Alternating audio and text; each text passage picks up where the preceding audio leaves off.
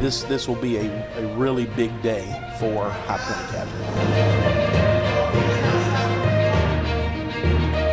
We have been waiting on this for over a year. It's just the excitement.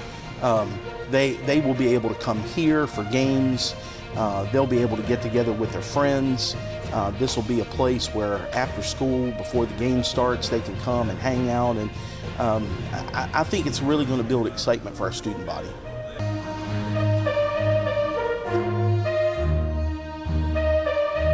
This is ownership for us. The beam is going up and the construction will start. Our students will have their gym where they can have classes, where we can have ball games, where we can have assemblies. But I think what it says is that we have a commitment here. The board has a commitment, the school has a commitment to the community.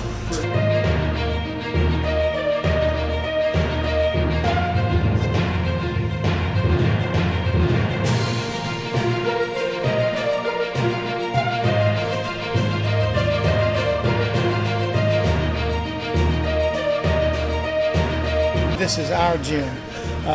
We don't have to get on a bus and travel somewhere to practice. We can go into our gym. This is our home.